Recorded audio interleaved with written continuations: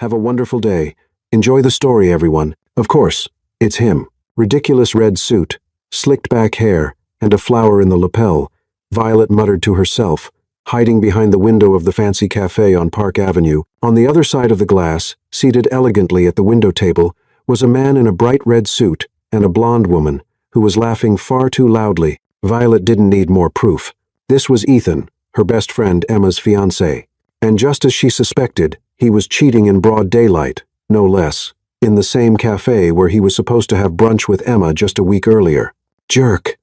Low-life coward, she whispered, marching toward the entrance of the restaurant. Violet wasn't one to watch injustice in silence. If Emma didn't have the courage to confront the cheater, Violet had 3 times that. And today was about justice, or at the very least, one serious scene. She walked in with purpose, her heels echoing on the marble floor. A waiter tried to stop her, but she dodged him like a heat-seeking missile. There he was, red suit, slick hair, sitting at the table with an elegant gray-haired woman who carried herself like royalty. Violet stopped right in front of the table, took a deep breath, and shouted, "Ethan, you rotten, shameless cucumber, you cheap traitor." Heads turned. The waiter froze. Somewhere in the back, a fork hit the floor, as if cheating on Emma wasn't enough.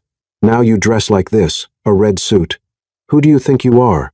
The Santa Claus of betrayal? And you, ma'am, no offense, all right, but with all due respect, you're elegant, refined. Your hair shines like something out of a shampoo commercial. But don't you think you're a little too old for him? I mean, quite a bit. Because my friend is young. Truly young. No Botox. And she doesn't look like a retired Chanel executive. The man blinked, confused. The woman choked on her tea. "Excuse me, who are you?" the man asked, clearly surprised. Violet didn't flinch. "Don't pretend you don't know me, Ethan. I'm Violet, Emma's friend. The one you swore to love, respect, and take to Paris. But you never did." The woman chuckled. "Violet, is it?" she said with a refined accent and an amused expression. "My dear, you just yelled at the wrong man. And what a delightful mix-up. You've just gone up in my estimation." Violet blinked. "What?" "This is my son, Liam Parker, and we don't know any Emma. In fact, he's not engaged to anyone. He's single. Very much single, if I may say so." Violet's eyes widened. The color drained from her face. She looked again. The man in the red suit had green eyes, definitely not Ethan's, and the nose narrower, the hair darker. Oh no. She slowly turned her head to another table, 2 rows back where the real Ethan, also in a red suit, was laughing with a blonde woman. And when he saw her, he slipped away quietly. She had made a scene at the wrong table. "Oh," she said, her voice now barely a whisper. "Well, that's kind of embarrassing." "Kind of?" Liam muttered, trying to hide a smile. But before Violet could run out the door or disappear into the floor, the older woman stood up with a gleam in her eyes. "What's your full name, dear?" "Violet Harper." She took Violet's hand firmly and announced loud enough for everyone to hear, "Violet Harper. A star's name. A storm of a personality. You're perfect." "Perfect for what?" Violet asked, still in full panic mode. "To set my son straight." "What?" "That's right. I'm Sophia Parker, mother of the rotten cucumber. I mean, Liam, and my dear, if anyone on this earth can straighten this boy out, it's you." Liam coughed. "Mom, please." "No, Liam, I mean it. You surround yourself with fake socialites and yes-men in suits. And today, for the first time in years, someone told you the plain truth. I loved it." Violet blinked 3 times. "Is this really happening?" "Yes. And tell me, are you single?" "Yes, but what?" "Perfect," Sophia said, clapping her hands. "Violet Harper, you're going to marry my son." The entire cafe choked. Liam choked. Violet choked so hard she coughed. "Is this some kind of prank?" she asked, looking around, expecting to see a hidden camera crew. "Not at all. I'm completely serious. You are exactly the kind of woman my son needs. Spontaneous, honest, hilarious, and bold enough to yell in a crowded cafe. You're practically a modern miracle." Liam, now as red as his suit, tried to protest. "Mom, this is insane. You don't even know her." "We know enough. Liam, if you don't marry her, I'll disown you. And Violet, if you don't accept, I'll sue you for defamation and perjury for calling my son a rotten cucumber in front of 36 witnesses." "What? That's insane." "Maybe. But this is my family. Welcome, dear." "Fine, I accept. Violet said, resigned. Still not quite believing what was happening. Sophia Parker clapped her hands enthusiastically while Liam rubbed his face, clearly questioning his life choices. The cafe was still completely silent, with every customer watching the scene as if it were a live soap opera episode. Excellent, Sophia exclaimed. Tomorrow at 2:00 the afternoon at the Madison Avenue Registry Office. Nothing fancy, just the necessary paperwork. Liam, you bring the witnesses. Mom, this is crazy, Liam muttered. Crazy as you being 32 and not having one decent girlfriend. Violet's going to be the best thing that's ever happened to you. You'll see. Violet left the cafe in shock, walking through the streets of Manhattan as if she were in a strange dream or a nightmare. She still wasn't sure. The cold wind hit her face, bringing her back to reality. She had just agreed to marry a complete stranger. 20 minutes later, she was at the door of the apartment she shared with Emma. Her friend was on the couch watching Netflix and eating popcorn. Emma, you won't believe what happened, Violet said, tossing her purse on the floor. Let me guess, you got yourself into some kind of trouble. Emma paused the show, turning to her with interest. Worse, much worse. I made a scene, but with the wrong man. What do you mean? Violet flopped onto the couch next to her friend and told the whole story from when she saw Ethan with another woman to the cafe incident, and finally Sophia Parker's crazy proposal. With every detail, Emma's eyes grew wider. Wait. Emma grabbed her friend's hand. You're telling me that Ethan, that shameless guy, was cheating on me, and some rich lady decided you were perfect for her son just because you yelled at him in public? Basically, yes, and I agreed to marry him. She threatened to sue me, and he was going to lose his job. What was I supposed to do?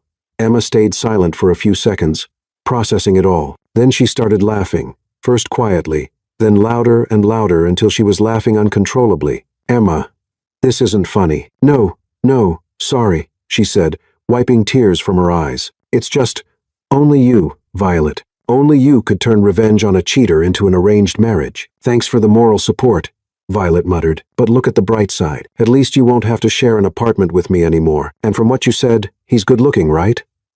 Emma. Relax. I'm kidding, but seriously. You said it's temporary. So don't stress. Sign the papers, live together for a while, and then you two get divorced. Simple. Emma grabbed her phone and dialed a number. What are you doing, calling that jerk Ethan? If I'm going to be maid of honor at a whirlwind wedding, I might as well get rid of my own problem first. The call connected, and Emma put it on speaker. Hi, honey. Ethan's voice came from the other end. Ethan, we need to talk, Emma said firmly. What's up? I'm breaking up with you. What? You heard me. I'm ending our relationship right now over the phone. Emma, you're crazy. We were doing fine, were we? Because you were at the Park Avenue Cafe with some blonde. Care to explain? How did you find out? Does it matter how? What matters is you're a cheater. Goodbye, Ethan. Emma hung up and turned to Violet with a satisfied smile. There.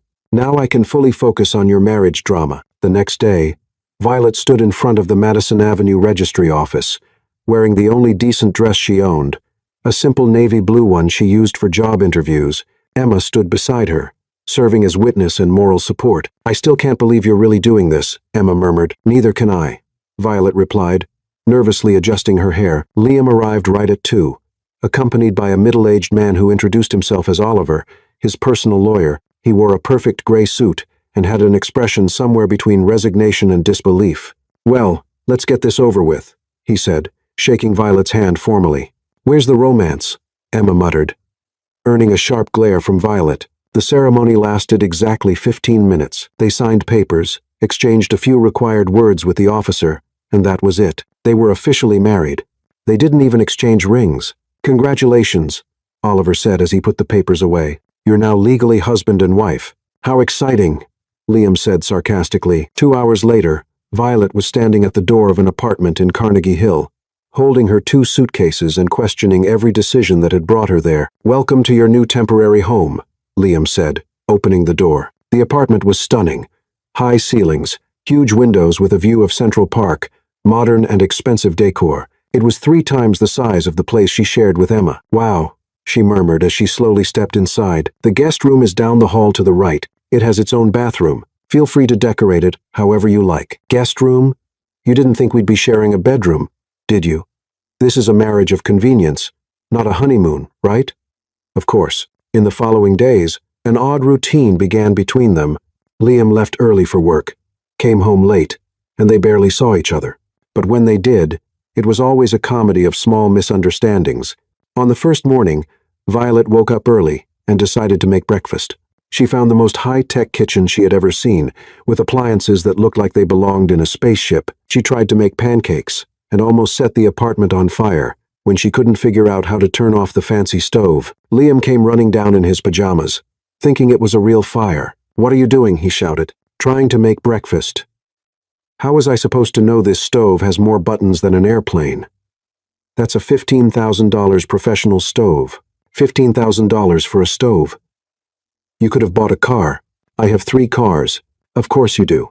On the second day, Violet decided to rearrange the living room because, according to her, it had no life. Liam came home from work and found all the furniture in different spots. "You moved everything around," he said, standing at the door. "I made it better. Now there's more energy, more movement. Before, it looked like a home decor magazine. No soul. I liked it the way it was." "Liam, you had the books organized by color." "By color? Who does that?" "Organized people. People with no imagination. Look, now they're sorted by topic. Much more useful." Liam looked at the messy shelves inside. "You're going to drive me crazy." "Probably," she said, smiling, "but at least you won't die of boredom." On the third day, Liam tried to get back at her by messing with her closet. Violet found all her clothes rearranged by type and color. "Seriously?" she yelled from the bedroom. "You organized my clothes." "Thought you'd like it," he replied from the living room, trying not to laugh. "Liam, I had a system. Work clothes were separate from weekend clothes, which were separate from gym clothes. Now they're organized logically." Logically for who? A robot. But every time Liam tried to get under her skin, Violet responded with good humor and creativity. When he hid the TV remote, she figured out she could control everything from her phone. When he swapped the sugar with salt, she made salty lemonade and said it was a new Southern recipe. Meanwhile, Sophia Parker was busy with her own plans. In her elegant Manhattan office, she was signing important documents. "Are you sure about this, Mrs. Parker?" her lawyer Daniel asked. "Absolutely. I want 20% of Parker Tech shares transferred to Violet Harper Parker today. She doesn't even know your son is the president of the company, does she? She'll find out at the right time, and when she does, I want her to have real power to support him or to keep him in check if needed." "You're playing a dangerous game." Sophia smiled mysteriously. "Dear Daniel, I don't play games. I orchestrate destinies." The papers were signed, stamped, and filed. Violet Harper Parker now owned a sizable share of one of New York's biggest tech companies without having any idea her life was about to change completely. Back at the apartment, Violet and Liam were in the kitchen trying to decide what to order for dinner. "Pizza," Violet said. "Sushi," Liam said at the same time. They looked at each other, and for the first time since the wedding, they laughed together. "Pizza with sushi for dessert," she suggested. "You're insane," he said, but he was smiling. "And you're starting to like it," she replied. And Liam didn't know what to say because maybe, just maybe, she was right. The following Monday, Violet returned to work at the Meridian Hotel with a strange sense of normalcy. Even though she had gotten married just a week earlier, her professional routine hadn't changed, arriving at 8 p.m., organizing corporate events, and making sure everything ran smoothly in the hospitality department. What she didn't expect was to find a familiar figure standing at the main reception desk, wearing a flawless black suit and a smile that didn't reach her eyes. "Clara Thornton," Violet murmured, stopping abruptly in the hallway. Clara Thornton, her college classmate, a declared rival since day one, and now apparently her new boss, the woman who had always competed with her over everything. Grades, internships, boyfriends, even lipstick color. "Violet Harper," Clara exclaimed, walking toward her with careful steps. "What a wonderful surprise to find you here. Still working as an event coordinator, I assume?" "Hello, Clara," Violet replied, keeping her tone neutral. "I didn't know you were in New York." "Oh dear, a lot has changed since college. I was promoted to general manager of this hotel 2 weeks ago, which means," she paused dramatically, "I'm now your boss." Clara's smile was full of satisfaction. Violet felt a knot in her stomach but didn't show it. "Congratulations on the promotion," she said politely. "Thank you. And speaking of changes, I've heard some interesting rumors about you." Word is you got married recently. What was his name again? Liam something? Violet frowned. How did Clara know about her marriage? Liam Parker.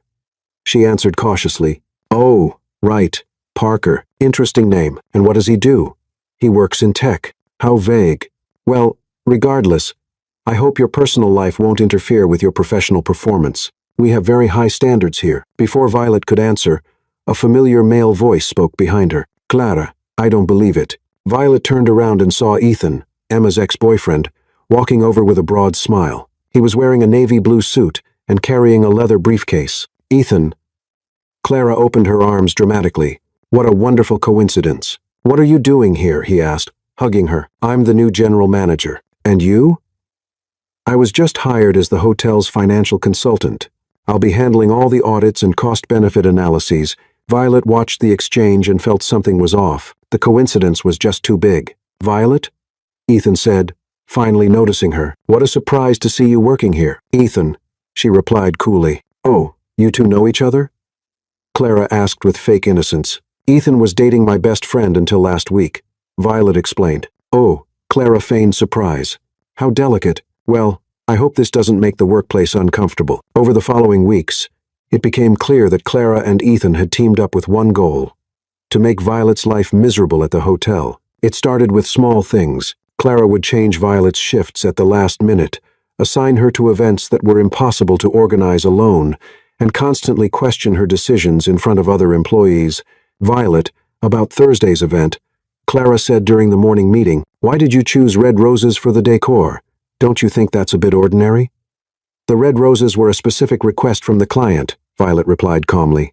And you didn't try to suggest something more refined, more elegant? That's what we expect from our coordinators. Creativity. Not just following instructions.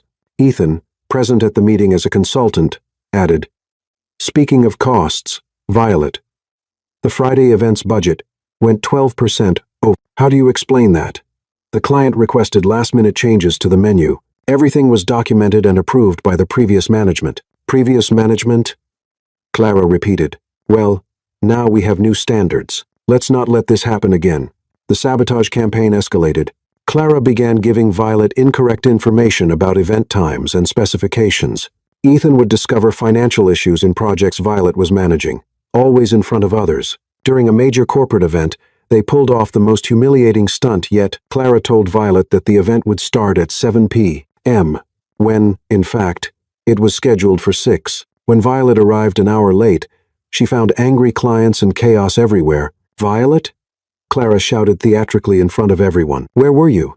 The event started an hour ago." "You told me it was at 7, Violet said, confused. "Sace, dear, it's always been 6. It's been on the schedule since the beginning." Ethan appeared, holding a tablet. "I can confirm that. Here's the original schedule. It's always been 6. Violet looked at the document and saw that it did, in fact, say 6. She was sure Clara had said 7, but she had no way to prove it. "This is unacceptable," Clara went on, raising her voice so everyone could hear. "Our clients can't be affected by professional negligence." "I wasn't negligent," Violet protested. "There was a misunderstanding." "A misunderstanding?" Ethan shook his head. "Violet, this is irresponsibility. How can you coordinate events if you can't even show up on time?" The clients whispered among themselves, clearly unhappy. Violet felt her face burn with humiliation and anger. She knew it had been a setup, but she couldn't prove it. "We'll settle this later," she said, trying to keep her dignity. "Right now, I need to make sure the event runs perfectly." And it did.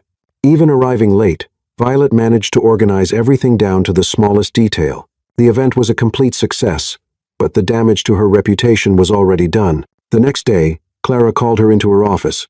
"Violet, we need to talk about your performance. My performance has been excellent. Given the circumstances." "Circumstances?" Clara pretended not to understand. "Dear, you showed up an hour late to an important corporate event. That's unforgivable. You told me it was at 7. Are you suggesting I lied?" Clara stood up, outraged. "That's a very serious accusation." Ethan walked into the office at that moment, as if the timing had been rehearsed. "Sorry to interrupt, but I just got a formal complaint from yesterday's clients. They're considering canceling future events at the hotel." "See," Clara said, "your actions have consequences. Violet, I'm considering firing you. You can't fire me over a misunderstanding." "We can, And we will, Ethan replied, unless you have some influence we don't know about. At that exact moment, the office door opened, and Sophia Parker walked in like an elegant hurricane, wearing a pink Chanel suit and carrying a purse that probably cost more than Violet's yearly salary. "Excuse me," she said with that refined accent Violet knew so well. "I'm looking for my daughter-in-law, Violet Parker." The office fell completely silent. Clara and Ethan froze. "Mrs. Parker," Violet said, surprised. "What are you doing here?" "I came to see how you're adjusting to work, dear, and from what I heard in the hallway, not very well." Sophia turned to Clara with a smile that didn't reach her eyes. "You must be the manager. I'm Sophia Parker, chairwoman of the Parker Group, owner of this hotel." Clara turned pale. "Mrs. Parker, it's an honor, is it? Because from what I just heard, you're threatening to fire my daughter-in-law over a misunderstanding about the schedule." "No, ma'am. It's just that Ethan, isn't it?" Sophia turned to him. "Violet's best friend's ex-boyfriend. What an interesting coincidence that you work here now." Ethan swallowed hard. "Ma'am, I quiet." Sophia raised her hand. "Violet, dear, do you like working here?" "I do, Mrs. Parker. But it's been challenging. I can imagine. Well, I have a solution." Sophia pulled a folder from her purse. "I just signed your promotion to Vice President of Hotel Operations. Effective immediately." "What?" Clara and Ethan exclaimed together. "Vice President," Sophia repeated calmly. "That means Violet is now your superior, Clara, and Ethan, your services as a consultant are no longer needed. You're fired." "That's impossible," Clara protested. "She doesn't have the qualifications to be vice president." "She does now," Sophia smiled. "And if you have a problem with that, you can hand in your resignation letter as well." Ethan made one last attempt.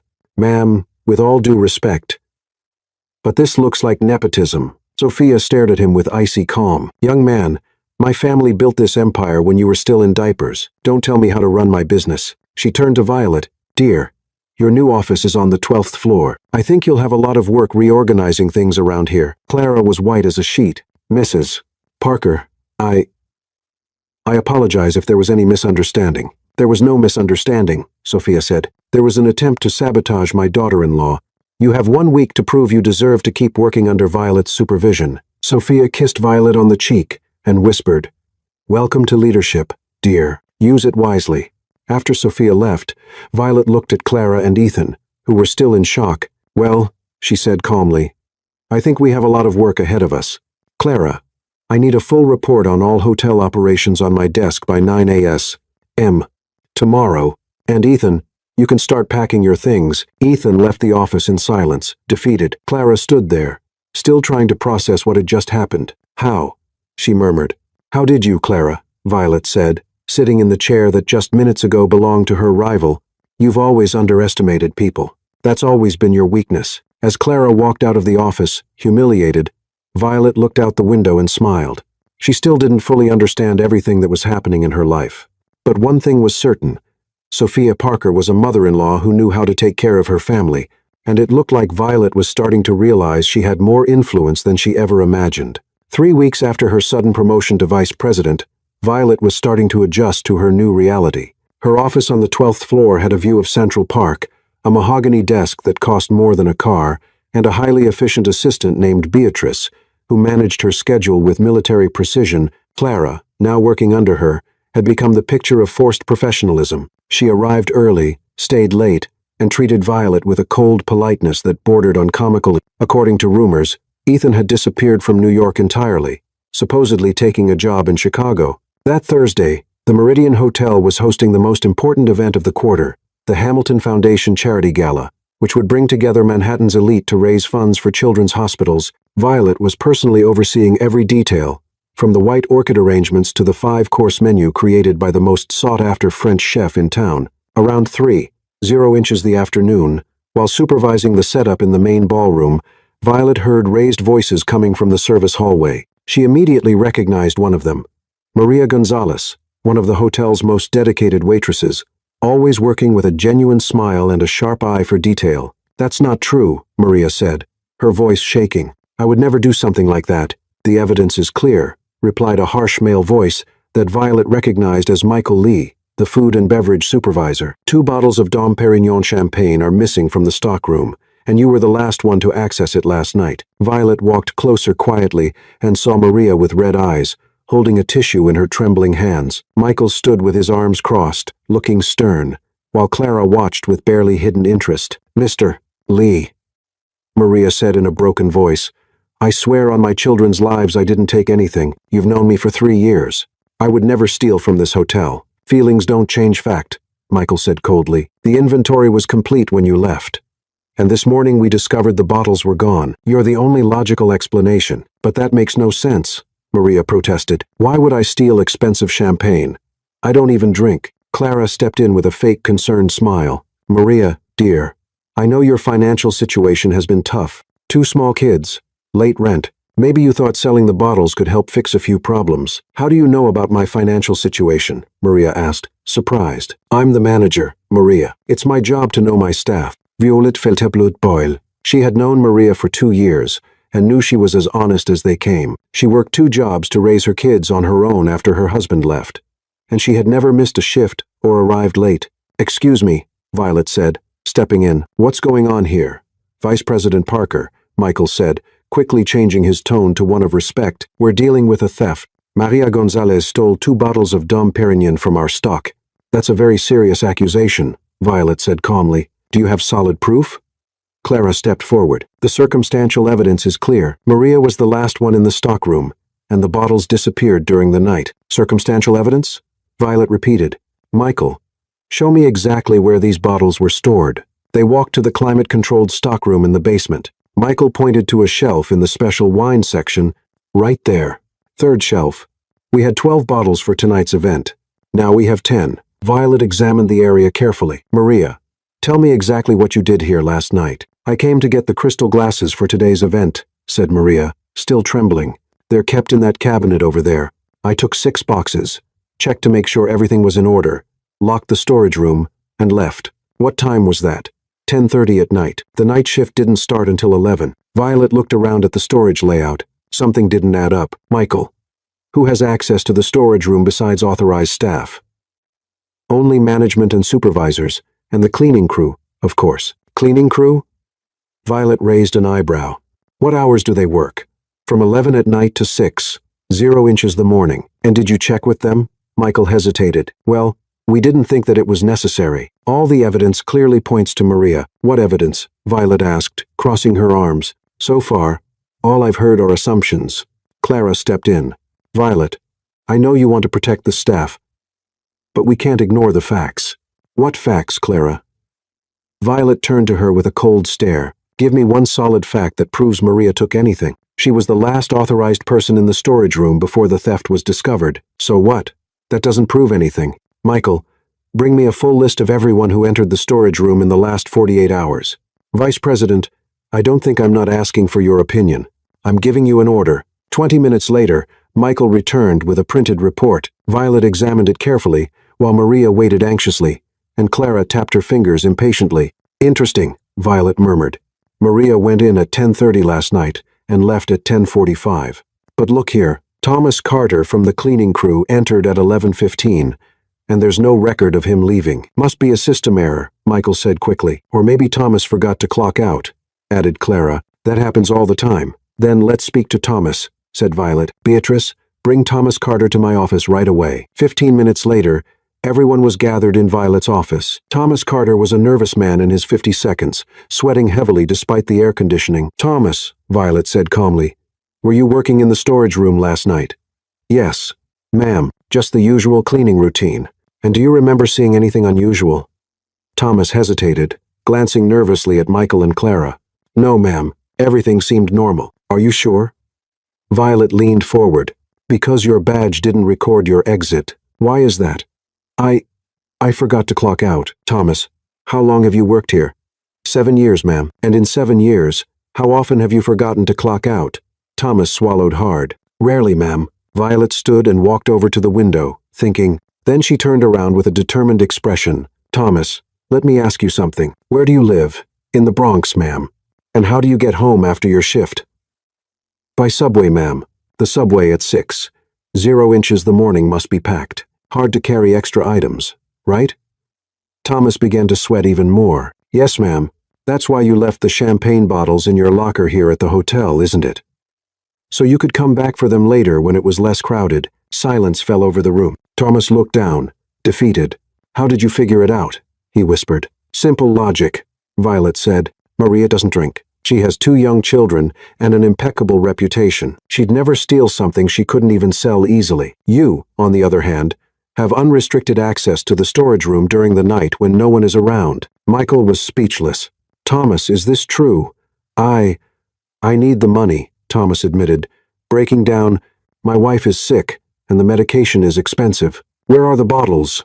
Violet asked, not without compassion. In my locker in the staff room. Violet turned to Maria, who was crying with relief. Maria, you are completely cleared of any accusation, and I want you to know your job is secure. In fact, I'm promoting you to supervisor of the special events team. Thank you, ma'am. Maria could barely speak through the emotion. Thank you for believing in me. Michael, said Violet, turning to the supervisor. Thomas will be transferred to another department with reduced pay, but he won't be fired. We're going to help him find resources to take care of his wife. As for you, I hope this teaches you to investigate properly before making accusations. Yes, ma'am. I apologize for the mistake. Violet turned to Clara, who was visibly uncomfortable. Clara, I need to speak with you alone. Once everyone had left, Violet faced her subordinate. You knew it wasn't Maria, didn't you? What do you mean? You know every employee's financial situation, remember? Including Thomas's RAF or HN. I bet you knew he was desperate for money. Clara didn't reply, but her expression confirmed Violet's suspicion. You let Maria be accused unfairly, hoping I would fire her. Why? Because she's competent and well-liked. Violet, you're being paranoid. No, Clara, I'm being observant. This is your last chance to prove you can work as part of a team. The next time you try to sabotage an innocent colleague, you'll be looking for a job somewhere else. At that moment, the office door opened, and Sophia Parker walked in with her usual grandeur, wearing a royal blue Valentino dress and a proud smile. My dear daughter-in-law, she said, kissing Violet on the cheek. I just spoke with Maria in the hallway. She told me everything. Mrs. Parker, what are you doing here? I came for tonight's gala, of course, and good thing I did. I just witnessed a brilliant example of leadership and fairness. Sophia turned to Clara with a frosty smile. Clara, isn't it? I've heard quite a bit about you. Mrs. Parker, it's an honor, is it? Sophia cut her off, because from what I've seen, you seem to have a tendency to create unnecessary problems. Madam, I was just quiet. Sophia raised her hand gracefully. Violet, dear, you handled this situation perfectly. Intelligence, compassion, and firmness. Exactly the qualities we expect from our family. Sophia opened her Hermes purse and pulled out a sealed envelope. This is for you, a small token of appreciation for your outstanding work. Violet opened the envelope and found a legal document. Her eyes widened as she read it. Mrs. Parker, this is a performance bonus equal to 20% of the shares you already own in the company, Sophia said casually. Now you have even more stake in the family business. Clara turned pale. Shares? What shares? Sophia smiled mysteriously. Ah, dear Clara, there's so much you don't know about our Violet. She's not just the vice president of this hotel. She's a co-owner of the entire Parker Group. How is that possible? Clara stammered. It's possible when you marry my son and prove day after day that you deserve to be part of this family, Sophia replied. Something some people will never understand. Sophia kissed Violet again. Dear, I need to get ready for the gala. I expect to see you shining tonight as always. After Sophia left, Clara looked at Violet with a mix of shock and envy. You really own part of the company? Apparently, yes, Violet said, still processing it. And Clara, I want you to understand something. I don't use that power to hurt anyone. I use it to protect those who deserve protection and to do what's right. Like Maria. Like any honest employee who's treated unfairly. Clara nodded slowly. Violet, I'm sorry. I accept your apology, Clara, but now we need to work together. We have a gala to run, and it's going to be perfect. That night, the Hamilton Foundation Charity Gala was an absolute success. Violet moved around the ballroom, receiving compliments from clients and guests, while Sophia Parker proudly introduced her as my brilliant daughter-in-law. Maria, in her new supervisor's uniform, directed the waitstaff with efficiency and confidence. Thomas worked quietly in the kitchen, grateful for his second chance. The morning after the gala, Violet was in her office reviewing client satisfaction reports when Liam appeared at the door. She still found it strange to see him at the hotel. After all, he had never mentioned having any connection to where she worked. "Good morning, wife," he said with an ironic smile, leaning against the doorframe. "Liam, what are you doing here?" "Business," he answered vaguely. "Actually, I came to invite you to something. My company is holding an accountability meeting this afternoon, and I'd like you to attend." Violet frowned. "Why would I go to one of your company's meetings?" "Because you have experience in hotel management, and we're analyzing investments in the industry. Your perspective would be valuable. Liam, you work in technology, not hotels." "Technology applied to many sectors, including hospitality," he said, keeping his tone casual. "Do you trust me?" Violet studied him for a moment. There was something he wasn't telling her, but curiosity got the better of her doubts. "All right, what time?" 3. "I'll pick you up here." After Liam left, Violet couldn't fully focus on her work. There was something strange in the way he talked about the company, as if he were hiding something important. Around noon, Beatrice walked into her office, looking concerned. "Vice President Parker, there's something I need to tell you. Clara was going through the computer files this morning." "What kind of files?" "Financial reports, hotel performance data, revenue projections." She printed several documents and left with them. Violet felt a chill in her stomach. "Thank you for telling me, Beatrice. Let's keep this just between us for now." At exactly 3, Liam appeared in the hotel lobby, wearing a dark gray suit that made him look even more serious and professional than usual. "Ready?" he asked. "Ready? Where are we going?" "Parker Tower, Financial District." The name sounded familiar, but Violet couldn't place it. During the taxi ride, Liam stayed quiet, checking messages on his phone with a focused expression. Parker Tower was an impressive glass and steel skyscraper in the heart of Manhattan. When they stepped into the elevator, Liam pressed the button for the 40th floor. "Big company," Violet commented. "Fairly big," he replied, but there was something in his tone she couldn't quite read. When the elevator doors opened, Violet found herself in a sleek hallway with glass walls revealing a large conference room. At least 20 people were already seated around a table the size of a small apartment. "Liam," she whispered, "this doesn't look like a casual investment meeting." Before he could respond, a receptionist approached them. "Mr. Parker, everyone is waiting." Violet stopped in her tracks. "Mr. Parker?" "Liam, what's going on here?" "I'll explain later," he said, guiding her into the room. "Just trust me for now." The meeting began with formal introductions. Violet was introduced as a special consultant in hotel management, but it was clear her presence sparked curiosity among the executives in the room. Everything seemed routine until the CFO, a bald man named Thompson, announced, "We have some concerns about the Meridian Hotel's performance last quarter." Violet straightened in her seat. This was her area. "What kind of concerns?" Liam asked. Thompson opened a folder and began reading. "According to the documents we received, there was a 15% drop in customer satisfaction, a 20% rise in operating costs, and at least 3 serious misconduct incidents by management." Violet felt the blood drain from her face. She knew those numbers, and they were all wrong. "Excuse me," she said, raising her hand. "May I see those documents?" Thompson hesitated and looked at Liam, who nodded. Violet quickly scanned the pages and felt her anger rising. The data had been deliberately manipulated. Numbers were changed, dates altered, entire reports fabricated. "These documents are false," she said calmly. A murmur spread around the room. Thompson looked offended. "Miss Parker, that's a very serious accusation." "Yes, it is," Violet agreed, standing up, "and I can prove it." She walked over to the whiteboard on the wall and picked up a marker. "First, let's talk about customer satisfaction. According to our real records, which I can access in real time through the hotel system," she pulled out her phone and opened the hotel platform. "Our satisfaction score rose to 93% this quarter." She wrote the numbers on the board. "Second, operating costs. Yes, they did increase, but only by 5% due to investments in upgrades that led to that rise in customer satisfaction."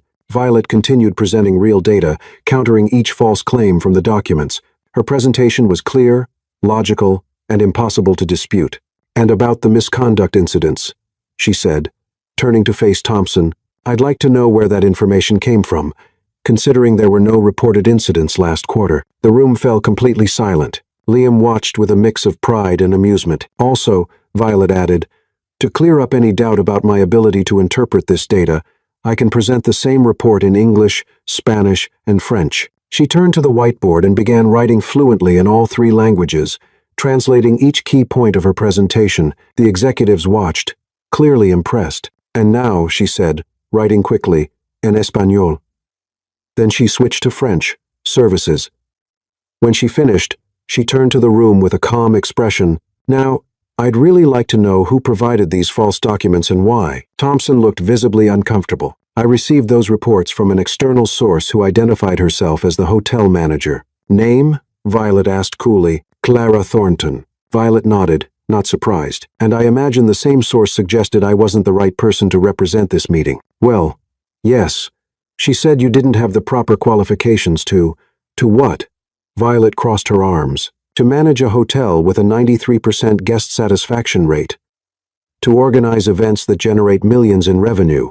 Or to present accurate data in 3 languages." Liam stood up slowly, and for the first time since they entered the room, he took on a presence Violet had never seen in him before. Authoritative, confident, clearly someone used to being in charge. "Ladies and gentlemen," he said firmly, "I'd like to clarify a few things. First, Violet Parker is not just a consultant. She is vice president of the Meridian Hotel, and my wife." Murmurs filled the room. "Second, anyone who tries to sabotage her reputation or question her competence will be dealing directly with me. And third," he paused for effect, "I hope today made it clear what level of excellence we expect from our team." Thompson looked pale. "Mr. Parker, I didn't know she was your wife."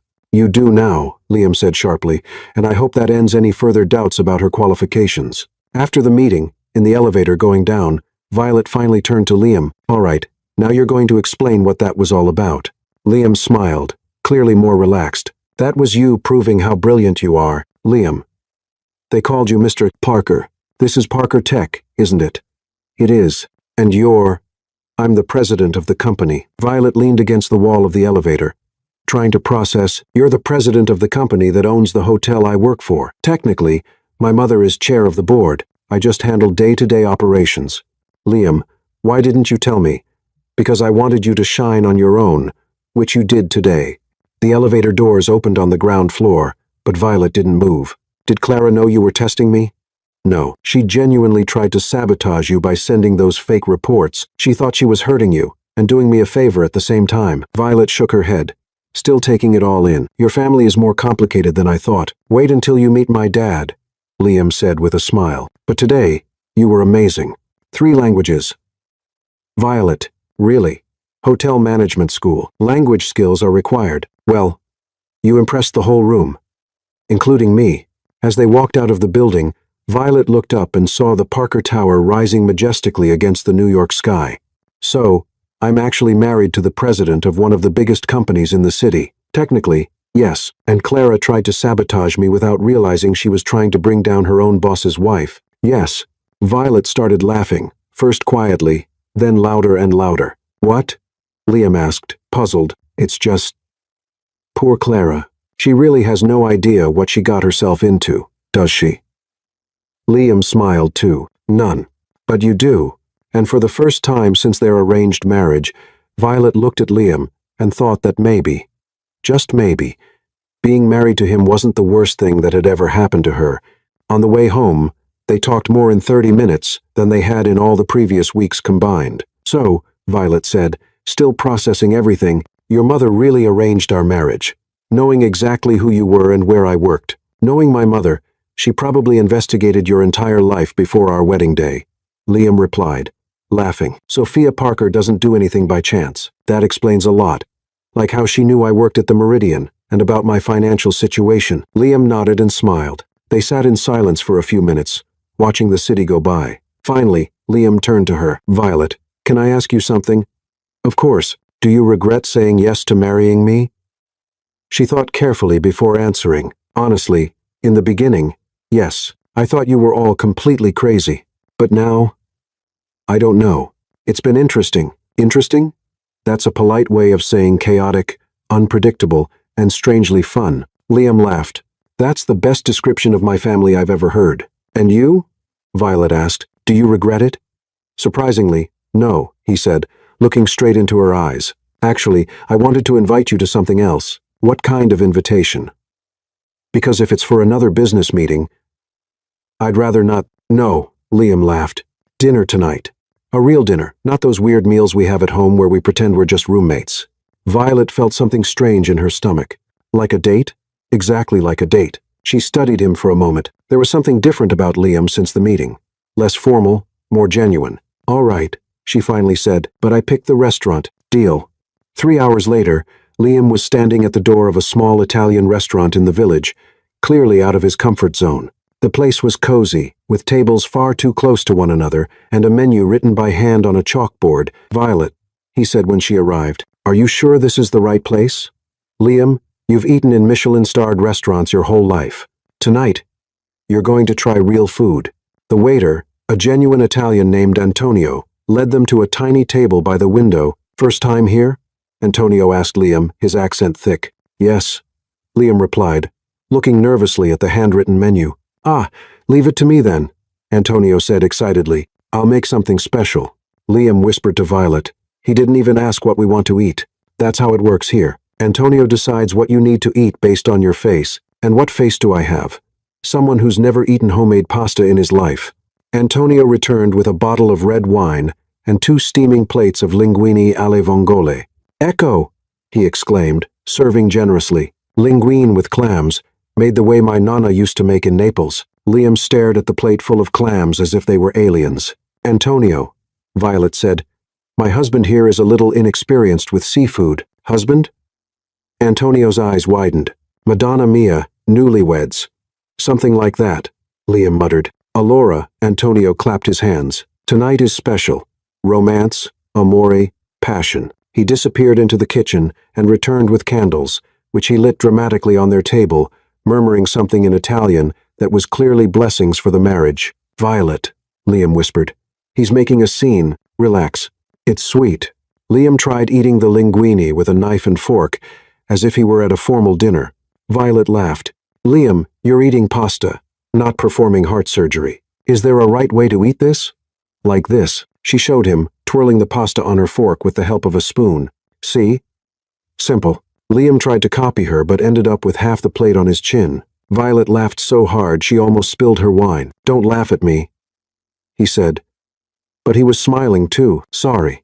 But you should see yourself. The great president of Parker, defeated by a plate of pasta, Antonio appeared again, this time with a small accordion. Per gli sposini, he announced, starting to play a romantic Italian song. Oh no, Liam murmured. Oh yes, Violet said, thoroughly enjoying herself. Antonio began to sing in Italian, gesturing dramatically as other customers stopped to watch. Liam was as red as the marinara sauce, but Violet clapped enthusiastically. Bravissimo, Antonio, she shouted. When the song ended, the whole restaurant applauded. Antonio bowed theatrically and returned to the kitchen. I'm never letting you pick where we eat again, Liam said, trying to hide behind the menu. Admit it was fun. It was different. Liam, when was the last time you did something spontaneous? Something that wasn't on your schedule? He thought for a moment. Honestly, I don't remember. That's sad. It's practical. It's boring. Liam looked her in the eyes. You think I'm boring? I used to, she said, smiling. But you're getting better. After dinner, they walked through the village streets. The night was cool, and Violet pulled her coat tighter. Are you cold? Liam asked. A little. Without thinking, he took off his own coat and placed it over her shoulders. The gesture was so natural that both were surprised. Thank you, she said softly. They stopped in front of a small square with a lit fountain. A few people passed by, but the place was fairly quiet. Violet, Liam said, turning to her. I need to tell you something. What is it? He hesitated, as if gathering courage. When my mother suggested we get married, I thought she'd completely lost her mind. I thought it would be the worst decision of my life. Thanks for the vote of confidence, Violet said. But she was smiling. Let me finish, he said, laughing nervously. I was wrong. Completely wrong. He took a step closer to her. These past few weeks, watching you work, seeing how you deal with people, how you stand up for those who need it. Violet, you made me realize I'd been living only half a life. Liam, no, let me finish, he said, his voice growing more intense. I fell in love with you, truly, not because of the arranged marriage, not out of convenience, but because of who you really are. Violet felt her heart race. Are you sure? Absolutely, he said. stepping even closer. The question is, do you feel anything for me other than pity for the guy who can't eat spaghetti properly? She laughed, though her eyes filled with tears. Liam, you're annoying, obsessive, completely unspontaneous, and you organize books by color. That's not sounding very hopeful. But, she went on, placing a hand on his cheek, you're also kind, smart. You have a smile. You hide too much. And you make me feel like I can take on the world, and that means... It means I might have fallen for my crazy husband, too. Liam smiled. That genuine smile she was starting to love, and leaned in to kiss her. But at the last second, he tripped on the edge of the fountain. Liam! Violet caught him before he fell into the water. Perfect, he said, laughing at himself. Most romantic moment of my life, and I nearly fall into a fountain. Idiot, she said affectionately, pulling him close. This time when he kissed her, there were no stumbles. The kiss started soft, hesitant, like they were still getting used to the idea that this was real. Then it deepened, and Violet felt like the entire world had stopped around them. When they finally pulled apart, they were both out of breath. Wow, she whispered. That's a good reaction, he said, smiling. Liam, what if we went home? Of course it's getting late anyway. No, she said, looking into his eyes. Home together? For real? Understanding slowly spread across Liam's face. Violet, are you sure? I'm sure. I want to find out what it's really like to be married to you. They walked hand in hand to the apartment, the energy between them shifting from nervous to electric. In the elevator, Liam pulled her close again, kissing her against the wall. Are you sure about this? He murmured against her lips. Liam, stop asking and kiss me. And he did. That night, Violet and Liam's arranged marriage finally became something real, and Sophia Parker, who at that very moment was having tea in her apartment 3 blocks away, smiled mysteriously to herself, as if she knew exactly what was happening. Mission accomplished, she whispered, toasting alone with her porcelain teacup. 2 weeks after the night that changed everything between Violet and Liam, they were enjoying a quiet breakfast in the apartment when the intercom rang insistently. Are you expecting anyone? Liam asked, glancing at the clock. It's 8:00 the morning. No, Violet replied, frowning. Beatrice doesn't work on Saturdays. Liam answered the intercom, and a familiar female voice echoed through the apartment. Violet, it's me, your sister Abigail. We're downstairs. Violet nearly dropped her coffee cup. Abigail, what are you doing in New York? Surprise. Can we come up? Liam looked at Violet, who was visibly nervous. Family, my younger sister, and from the sound of it, probably my parents, too, she said, running a hand through her hair. Liam, I haven't spoken to them in almost 2 years. Why not? It's complicated. They didn't approve of my life choices, and I didn't approve of their expectations. You know how it goes. Want me to leave? No, she said quickly. Actually, I think it's time you met where I come from. 5 minutes later, the apartment door opened, and Violet found herself in the arms of a 5-year-old woman with curly hair and a smile just like hers. Violet, Abigail exclaimed, you look amazing in this apartment. Oh my God. Behind Abigail came Henry and Evelyn Harper, Violet's parents. Henry was tall and thin, with gray hair and calloused hands that showed a life of manual work. Evelyn was delicate, with the same green eyes as her daughter, but a more reserved expression. Sweetheart, Evelyn said, hugging Violet gently, are you all right? I'm great, Mom, Violet replied, still trying to process the surprise visit. But what are you all doing here? Oh, right. Abigail turned to Liam, who had been watching everything with interest. You must be the famous husband. I'm Abigail, Violet's younger and favorite sister. Liam Parker, he said, offering his hand with a smile. Nice to meet you. Henry stepped forward and shook Liam's hand firmly, clearly sizing him up. Henry Harper, Violet's father. I hear you two got married rather quickly. Dad, Violet said in a warning tone. It's all right, Liam said diplomatically. It was a whirlwind romance. That's true. Evelyn looked around the apartment, clearly impressed. Violet, sweetheart, this place is very elegant. Liam has good taste in decorating, Violet said, feeling the tension in the air. And what exactly do you do? Henry asked, getting straight to the point. Technology, Liam answered. I run a company here in Manhattan. Abigail laughed. Dad, are you giving him the overprotective father-in-law talk? Violet's 30. She's right, Violet added. Come on, have a seat. Can I get you some coffee? Breakfast? While Violet made coffee and Liam tried to break the ice by chatting about the Knicks with Henry, Abigail pulled her sister aside into the kitchen. Vi, I need to talk to you, she whispered. We didn't just come to meet your husband. I figured, what's going on? Remember Mom and Dad's antique shop? Of course. Is it still open? Not just open, it's thriving, Abigail said excitedly. Dad found out he has a real talent for restoring old furniture, and Mom started selling online. They've got orders coming in from all over the Northeast. Violet gave a genuine smile for the first time since her family arrived. That's wonderful. I always knew Dad had a gift. The problem is, they've reached the limit of what they can handle alone. They need to expand, hire people, buy better equipment, but they don't have the capital. Oh, Violet said, finally understanding. You're asking for a loan. Not a loan, Abigail said quickly. An investor. Someone who believes in the business and wants to be a part of it. Violet was quiet for a moment. Abigail, I have some savings, but I'm not sure if... We're not asking for your money. Abigail interrupted. We're asking for your help to find someone who might be interested. They went back to the living room, where Henry was showing Liam photos on his phone. Take a look at this cabinet I restored last month, Henry was saying proudly. It was in terrible shape when I found it, but look at it now. Liam studied the photos with genuine interest. Impressive work, Mr. Billio. Harper, how long did it take? 3 weeks, just working in my spare time. If I did it full time, I could finish one in a week. And how much did you sell it for? $1,200. I bought it for $50. Liam let out a low whistle. That's a great profit margin. Evelyn joined the conversation. Liam, the online part of the business grew 300% in the last year. We have a 2-month waiting list for restored pieces. Mom, Violet said, surprised. You're running a business now. Your mother's always had a good head for business, Henry said. It just took me 30 years to start listening to her advice. Abigail told Liam about the expansion plans, while Violet watched her family with new eyes. They weren't the same people she had left 2 years ago.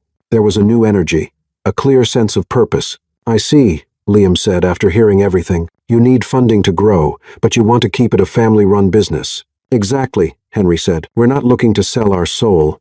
Just open up more opportunities. Liam stood and walked to the window, thoughtful. Violet knew him well enough by now to see that he was working something out in his head. Mr. and Mrs. Harper, he finally said, how about I make you an offer? Liam, Violet said, nervous. You don't have to. Let me finish, he said, smiling at her. You need investment. I need to diversify some assets. How about a real partnership? Henry raised an eyebrow. What kind of partnership? Parker Tech invests $200,000 to help expand your business. You keep 70% ownership, and we take 30%. Along with the money, we'll provide tech consulting to improve your online sales and logistics. The room went completely silent. Evelyn held Henry's hand. $200,000, Henry murmured. Son, that's 10 times more than what we thought we needed. With that amount, Liam explained, you could open a second shop, hire a full team, and still have plenty for digital marketing. He turned to Abigail. You studied business, right? Yes, I graduated 2 years ago. Perfect. You'd be our point of contact between Parker and the family business. Competitive salary, full benefits. Abigail looked at her parents, then at Violet, not sure what to say. Liam, Violet said, touching his arm. Can I talk to you for a minute? Privately? They walked into the bedroom, leaving the Harper family quietly processing the proposal. Liam, that's very generous. But you don't know my father. He's too proud to accept charity. This isn't charity, Liam said, seriously. Violet, I quickly went over the numbers they mentioned. This business has real potential to grow. High profit margin, rising demand, competitive advantage. It's a smart investment. Are you sure? Absolutely. Besides, he smiled warmly. They're your family. And now they're my family. Too. When they went back to the living room, Henry was looking at some photos on Evelyn's phone. Liam, he said, this offer is very generous, but I have to be honest, I've never worked with corporate investors. I'm afraid of losing control of what I built. I understand completely, said Liam. How about this? We do a 6-month trial period. If you're not happy with the partnership, we'll buy back our share for the amount invested plus 10%. Evelyn looked at her husband. Henry, this could be the chance we've been waiting for. And how would Violet be involved? Henry asked. As a family consultant, Liam replied immediately. She understands both the business and the personal side. She'd be perfect to make sure the partnership works for everyone. Abigail practically jumped off the couch. Dad, Mom, you have to accept this. This is the opportunity of our lives. Henry looked at Violet. Honey, what do you think? Violet felt her eyes fill with tears. 2 years ago, when she left home, things had been tense and cold. Now, her father was asking for her opinion on an important family decision. I think you've built something beautiful, she said, and I think you deserve the chance to see how far it can go. Henry extended his hand to Liam. Partner, you've got a deal. While Liam and Henry discussed practical details, Evelyn walked over to Violet. Honey, I want to apologize for how things were when you left home. Mom. No. Let me say it. You were right to follow your own dreams. And look what you've achieved. She looked around the apartment. Then at Liam. I'm proud of you. Violet hugged her mother, feeling as if a weight she had carried for years had finally been lifted. I missed you too, she murmured. Abigail joined the hug. Harper family reunited, and now with a billionaire partner. Billionaire? Violet asked, looking at Liam. She's exaggerating, Liam said, blushing slightly. I'm just very well off.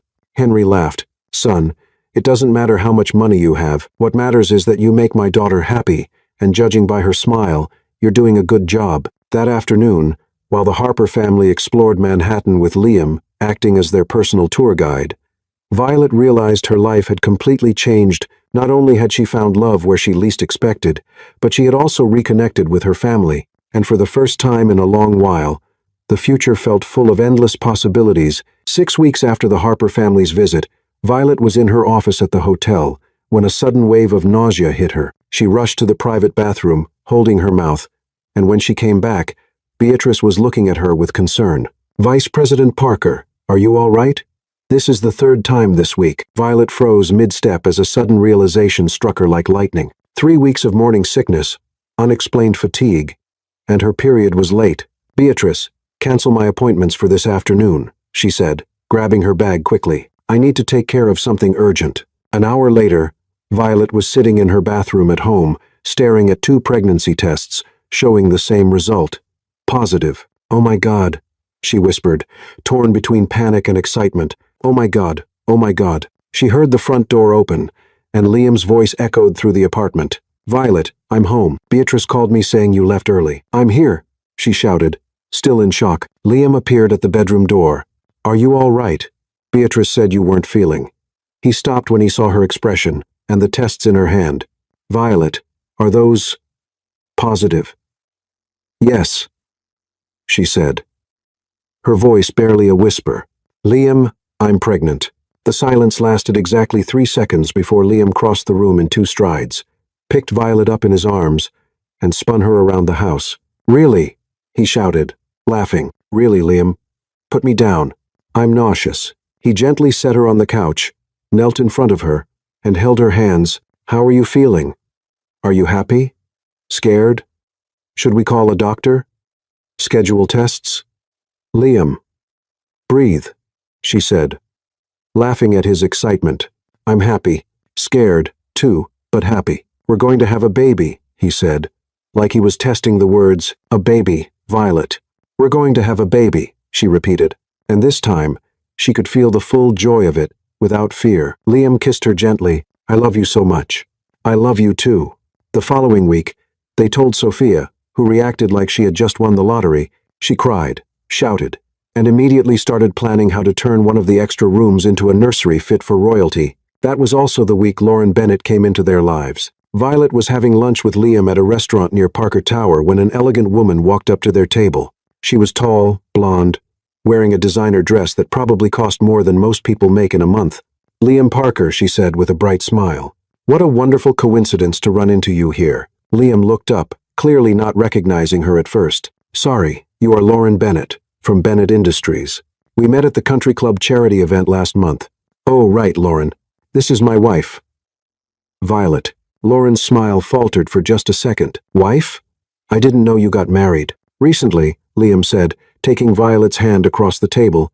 How interesting, Lauren said quickly, recovering. Well, I don't want to interrupt, but Liam, I'd love to talk to you about some business opportunities. How about we schedule a lunch? You can reach out to my assistant, Liam said politely. She handles all my professional appointments. After Lauren left, Violet raised an eyebrow. Who was that? Daughter of the owner of Bennett Industries, one of the biggest investment firms on the East Coast. And she seemed interested in more than just business. Liam laughed. Violet, are you jealous?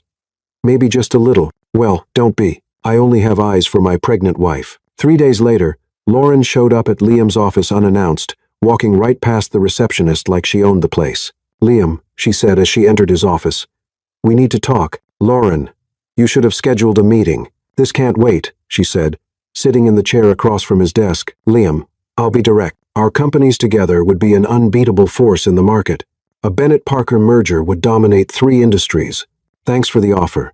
But Parker isn't interested in any mergers at the moment. What if I said, there's more to this than just business? She leaned in. Liam, we both know strategic marriages are common in our world. You and I together would be Lauren. Liam interrupted firmly. I'm married. Happily married. To who? That girl from the restaurant? Lauren laughed dismissively. Liam, be realistic. You need a wife who understands your world, who can complement your business. Someone from your social level, someone like you, exactly like me. Liam stood up. Lauren, let me be very clear. I love my wife. I'm not interested in mergers, partnerships, or any arrangement involving you. And if you can't take no for an answer, we may need to reconsider any professional ties between our companies. Lauren stood up too, her face red with anger and humiliation. You're going to regret this, Liam. When your little wife shows you who she really is, you'll regret it. She stormed out, slamming the door behind her. Liam took a deep breath and called security, instructing them that Lauren Bennett was no longer allowed in the building without his express permission. That same afternoon, Sophia Parker showed up at Liam's office unannounced, something she rarely did. Mom, what are you doing here? I heard that snake Lauren Bennett came by to bother you today. Liam sighed. How did you find out? Sweetheart, I have eyes and ears all over Manhattan. She stormed out of here and went straight to the club to tell her friends that you rejected her because of some gold digger who married you for your money. She said that about Violet, among other worse things. Sophia said, sitting down gracefully. Liam, I need to tell you something about your wife. Liam's heart started beating faster. What is it? Before Violet agreed to marry you, I looked into her background, her finances, her history, her family. Do you know what I found? What? She had $5,000 in her checking account, was paying rent on a tiny apartment she shared with a friend, and was working 60 hours a week just to keep up with the bills. If she was a gold digger, she'd be the worst one in history. Liam relaxed, smiling. Mom, I know exactly who Violet is. I know you know, but I want you to remember that whenever someone like Lauren Bennett questions your wife's intentions, you have my full support to send them packing. Thanks, Mom. Sophia stood up and kissed her son on the cheek. Besides, Violet gave me something no ambitious heiress ever could. What's that? She made me truly happy, and now she's giving me a grandchild. Sophia smiled mysteriously. Oh yes, she told me about the pregnancy. Congratulations, sweetheart. After Sophia left, Liam stayed in his office alone, thinking about how much his life had changed in just a few months. He had a wife he truly loved, a baby on the way, and a family that finally made sense. And if Lauren Bennett or anyone else thought they could mess with that, they were completely wrong. Liam picked up the phone and called Violet. Hey, love, she answered right away. Hi, how are you and our baby doing? A little nauseous, but happy. Why? I just wanted to hear your voice, he said, smiling. I love you, Violet. I love you, too. Always. The annual Manhattan Business Elite Gala was the most important event on the city's social calendar, held at the Metropolitan Museum. It brought together the most influential names in business, politics, and society. Liam and Violet arrived together, she glowing in a navy blue dress that subtly hid the early signs of pregnancy. Are you sure you're feeling okay? Liam asked for the 10th time as he helped her out of the car. Liam, I'm pregnant, not helpless, Violet said with a laugh. Besides, I really want to meet this famous father of yours you've been avoiding talking about. Liam made a face. Victor Parker isn't exactly known for being subtle or kind. Just don't take anything he says personally, okay? They walked into the main hall, where hundreds of people moved around among ancient sculptures and priceless works of art. Sophia Parker was already there, looking stunning in a gold dress, chatting with a group of high society women. My darlings, she said, kissing them both. Violet, you look absolutely stunning. How are you feeling? Better every day, Violet replied. Where's Mr. Victor? Liam said he'd be here. Sophia pointed to the far side of the hall, where a tall, commanding man was talking with a group of businessmen. Victor Parker had the same build as Liam, but with a much sterner, more imposing look. There he is, probably discussing how to take over a few more markets, Sophia said, with a touch of sarcasm. Liam was about to take Violet over to meet his father when Lauren Bennett suddenly appeared, blocking their path. Liam, she said brightly. What a wonderful coincidence. And Violet, right? What an interesting dress. Hello, Lauren, Violet said politely. How are you? Very well, thank you. Actually, I was hoping to talk to Liam about that proposal we discussed. Lauren, Liam said firmly, I already told you I'm not interested. Oh, but maybe you'll change your mind when you hear how excited your father is about the idea of a partnership between our families. Before Liam could respond, a deep voice came from behind them. Liam, finally, I need a word with you. Victor approached, completely ignoring Violet and focusing all his attention on his son. Dad, Liam said cautiously, this is my wife, Violet. Victor looked at Violet like he was seeing her for the first time, which he probably was. Wife? He asked, confused. Liam, what are you talking about? We got married a few months ago, Liam explained. I thought Mom told you. Sophia didn't mention anything about a wedding, Victor said, clearly irritated, and this seriously complicates the plans we had for you. Lauren stepped forward with a sly smile. Mr. Parker, maybe I can clarify things. Liam and I have been talking about a strategic partnership between our companies, which would also include a personal union. Exactly, Victor said, perking up. Lauren, darling, you'd be perfect for Liam. A merger between Parker and Bennett Industries would be... Dad, Liam interrupted, raising his voice. I'm already married to Violet, and I'm not interested in Lauren or any business merger. Liam, be reasonable, Victor said, lowering his voice but keeping the stern tone. You can't let teenage feelings get in the way of smart business decisions. The room was starting to notice the rising tension. Conversation stopped, and people began turning to watch the drama unfold. Violet felt her blood boil. Excuse me, Mr. Parker, but your son isn't a teenager. He's a grown man who can make his own decisions. Victor looked at her with disdain. Young lady, you clearly don't understand how business works in our family. Actually, said a firm, elegant voice behind them, the one who doesn't understand how business works in our family is you, Victor. Sophia Parker walked forward with confident steps, wearing an expression Liam recognized as extremely dangerous. Sophia, Victor said, clearly surprised by his wife's intervention, we were just discussing Liam's future. Liam's future is already decided, Sophia said calmly. He's married to Violet. They're expecting my first grandchild, and they're perfectly happy. Laura Mentale, grandchild? That's right, dear, Sophia said with a cold smile. Violet is pregnant. So your attempts to seduce my son are not only inappropriate but also completely useless. Victor tried to regain control of the situation. Sophia, regardless of the fact that Liam is temporarily married. Temporarily? Sophia raised an eyebrow. Victor, I think you misunderstood. This isn't a temporary marriage. It's a real marriage built on real love. Sophia, you're being dramatic. Dramatic? Sophia laughed, but there was no humor in her voice. Victor, you want to talk about drama. Sophia opened her Hermes bag and pulled out a thick envelope. Here's your drama, dear. She handed the envelope to Victor, who opened it in confusion. His expression changed drastically as he read its contents. Divorce papers, he muttered in disbelief. Signed, stamped, and ready to be filed. Sophia confirmed.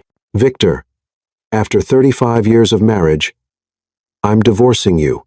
The entire ballroom went silent. Even the waiters stopped serving. Sophia, have you lost your mind? Victor stammered. On the contrary, I've finally come to my senses, Sophia said calmly. For years, I've watched you try to control our son's life as if he were just a chess piece in your business games. But when you disrespected my daughter-in-law and tried to break up a happy marriage for the sake of an ambitious, well, that was the last straw. Sophia turned to Violet and Liam. My dears, I have a belated wedding gift for you. She pulled out another document from her bag. Liam, Violet, with this document, I'm transferring all my Parker Tech shares to Violet. That means she now controls 55% of the company. Liam was speechless. Sophia, you can't do that, Victor said. I can, and I already did, Sophia replied with a smile. Violet, my dear, you are now the majority owner of Parker Tech. Congratulations. Lauren looked as if she were about to faint. Victor was red with rage and shock. Sophia, this is madness. You're handing over my company to a stranger. Your company? Sophia laughed. Victor, you seem to have forgotten that Parker Tech was built with my family's money. And Violet is not a stranger. She's my daughter-in-law, the mother of my future grandchild, and apparently the only person in this family with common sense. Sophia kissed Violet and Liam on the cheek. Now, if you'll excuse me, I have a new life to begin. She walked out with poise, leaving behind a stunned ballroom, a humiliated rival, an ex-husband in shock, and a young couple who had just discovered they controlled a business empire. Well, Violet finally said, looking at Liam, I think our life just got interesting. Interesting is a polite way of saying completely insane, Liam muttered. Liam, Violet said, taking his hand, your mother just gave me control of the family company. Are you okay with that? Liam looked at her, then at his father, still frozen in shock, then at Lauren, walking away in humiliation, and finally smiled. Violet, if someone has to control this company, I'd rather it be you than anyone else in this room. And as they walked out of the gala together, Violet thought that Sophia Parker was definitely the most spectacular mother-in-law anyone could ever have. On the Monday after the gala that changed everything, Violet arrived at Parker Tower at 8:00 the morning. As the new majority owner of the company, she had a full schedule, meetings with directors, contract reviews, and one particular task she had been postponing for weeks. Beatrice greeted her in the office on the 40th floor, which was now officially hers, with a stack of documents and an anxious expression. President Parker, she said, still getting used to the new title, all departments are waiting for your directives, and well, there's someone who's been waiting to speak with you for an hour. It's Clara Thornton. She said it's urgent, and that she needs to explain herself. Violet let out a sigh. Ever since the news of her new position had spread through the company, she knew this moment would come. Clara was probably desperate now, trying to save herself before Violet made decisions about her future. Send her in. 5 minutes later, Clara walked into the office with a look that was somewhere between nervous and trying to hold on to a last bit of dignity. She wore her best suit and carried a leather folder like she was heading into a job interview. Violet, Clara began, forcing a smile, or rather, President Parker, congratulations on the promotion. Very well deserved. Thank you, Clara, Violet said calmly, motioning to the chair across from her desk. Please have a seat. Clara cleared her throat nervously. Violet, I came here to clear up a few misunderstandings from the past. I know there were some tensions, but I'm hoping we can move forward and work together productively. Violet studied her for a moment. There was so much fear in Clara's eyes. She almost felt sorry for her. Almost. Misunderstandings? She repeated slowly. Is that what you call deliberate sabotage, false documents, and attempts to ruin my professional reputation? Clara went pale. Violet, yes, there were some conflicts. But, Clara. Violet interrupted gently. Do you really think I don't know you gave me false information before that meeting? That you hoped I'd be fired so you could take my place? Clara made one last attempt. Violet, that's paranoia. I would never, Clara. I have emails. I have phone records. I have witnesses, Violet said, opening a folder on her desk. You weren't exactly discreet when you teamed up with Ethan to undermine me. The office fell completely silent. Clara stared at her hands, visibly sweating, so Violet continued. Let's stop pretending this was all just a misunderstanding and deal with the reality of the situation. At that moment, Liam walked into the office. Sorry to interrupt, but Beatrice said it was important for me to be here. It is, Violet said, smiling at her husband. Liam, you remember Clara, don't you? Of course, Liam said, sitting next to Violet. She's the one responsible for the false documents at the meeting. Clara tried to defend herself. Mr. Parker. There was a misunderstanding, Clara. Liam said coldly. Let's skip the part where you try to explain the unexplainable. Violet, what's your decision? Violet took a deep breath. She'd spent a lot of time thinking about this moment. The vengeful part of her wanted to humiliate Clara, destroy her career, like she had tried to destroy hers. But the more mature part knew that wouldn't make her a better person. Clara, she said finally, you're fired, effective immediately. Clara began to cry silently, but Violet went on.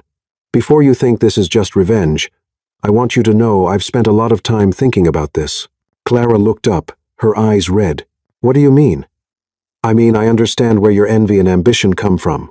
We both came from similar places. We fought for the same opportunities. The difference is you chose to tear someone down to move up, and I chose to work hard and trust my abilities. Violet, Let me finish, Violet said calmly. You have talent, Clara. You're smart, organized, and when you're not trying to sabotage people, you're actually a capable employee. Liam watched his wife with growing admiration, seeing how she was handling the situation with grace and maturity. That's why, Violet continued, opening her desk drawer, here's a letter of recommendation highlighting your administrative skills without mentioning our personal conflicts, and a severance package equal to 3 months' salary. Clara took the envelope with trembling hands. Violet, why are you doing this? Because everyone deserves a second chance, Violet said, and because holding on to resentment only hurts the one who carries it, not the one who caused it. I don't deserve your kindness, Clara whispered. Maybe not. But I deserve the peace of knowing I did the right thing, Violet said. Clara, you have the potential to succeed, but you need to stop seeing other women as enemies and start seeing them as possible allies. Liam leaned forward. Clara, the envy you've been holding on to has no place here anymore. Violet is offering you a dignified way out. I suggest you take it and use it as a chance to grow. Clara wiped away her tears. You two are better people than I thought. We're not better than anyone, Violet said gently. We're just trying to be better than we were yesterday. Violet, Clara said, standing up. I'm sorry for everything. For the jealousy, the sabotage, for trying to destroy something you built on your own merit. I accept your apology, Clara, and I truly hope you find a place where you can use your talents in a positive way without needing to hurt anyone. Can I ask you something? Of course. How can you not hate me after everything I did? Violet gave her a gentle smile. Because hate is a weight I choose not to carry. And deep down I know your anger wasn't really about me. It was about a world that made you believe there was only room for one of us. Clara nodded, clearly moved. Thank you for showing me there's another way to handle conflict. Now, Violet said, you have 1 hour to pack your things. Beatrice will walk with you to make sure everything goes smoothly. After Clara left, Liam looked at Violet with deep admiration. You were amazing. I was fair, she corrected him. Liam, if I had taken revenge, I would have become just like her. And that's not who I want to be. That's why I fell in love with you, he said, giving her a soft kiss. You always choose the harder path, but the right one. Besides, Violet added with a smile, now that she's no longer here causing trouble, I can focus on what really matters. What's that? Turning this company into a place where people like Maria can thrive, where talent is recognized no matter the last name, and where our child can be proud of the family legacy. Liam hugged her. Our child is going to have the wisest mom in the world. Through the window, they watched Clara leaving the building with her box of personal items. There was no triumph or satisfaction in the scene, just the closing of one chapter and the beginning of another. You know what's funny? Violet said. What? A few months ago, I was just an event coordinator trying to survive in Manhattan. Now I'm here. Pregnant. Married. Running a company. And genuinely happy. My mom always says that when you choose love instead of fear, the universe works in your favor. Your mom is a wise woman, and so are you becoming one. 6 months after the episode with Clara, Violet was in her office at Parker Tower, reviewing the quarterly reports when Liam appeared at the door with a mysterious look and a bouquet of red roses. Liam, she said, looking over her reading glasses, what are you doing here in the middle of the afternoon? I came to kidnap my wife for a very important appointment, he said with a smile. What appointment? My schedule's full, until 6. Beatrice already cleared it all, he said, reaching out his hand. Do you trust me? Violet looked at her husband, noticing how nervous and excited he looked all at once. 7 months pregnant, she was glowing, and Liam seemed to fall more in love with her every day. Always, she said, taking his hand. They rode the elevator to the rooftop of Parker Tower, a place Violet rarely visited. When the doors opened, she gasped. The rooftop had been transformed into a magical garden with golden lights hanging between potted trees, rose petals scattered on the floor, and a breathtaking view of Manhattan at sunset. Liam, she whispered. What is all this? He led her to the center of the terrace, where an arch decorated with white and gold flowers stood. Violet, he said, stopping and turning to face her. 8 months ago, we got married because my mom forced us. It was out of convenience, pressure, and a whole lot of crazy circumstances. Liam, let me finish, he said, smiling nervously. Today, I want to marry you again. But this time out of love, by choice. Because I can't imagine my life without you and our family. Liam got down on one knee and pulled a small velvet box from his pocket. When he opened it, There was a stunning diamond ring, simple and elegant. "Violet Harper Parker," he said, his voice shaking. "Will you marry me for real this time?" Violet was crying and laughing at the same time. "Liam, we're already married." "Technically, yes, but romantically, I want to do it right. So, will you?" "Yes," she said, throwing her arms around him as best she could with the baby bump. "Of course, I will." As they pulled back from the kiss, Sophia Parker suddenly appeared out of nowhere, clapping and crying with emotion. "My darlings," she exclaimed. "Finally, a proper proposal in this family." "Mom," Liam laughed. "You were hiding here the whole time?" "Of course. Someone had to capture the moment," she said, waving to a professional photographer who stepped forward discreetly. "Sophia," Violet said, laughing, "you never stop surprising us, darling. Life's too short not to celebrate special moments. And speaking of celebrating, how about a real wedding in 3 weeks?" 3 weeks later, Central Park was decorated like a fairy tale.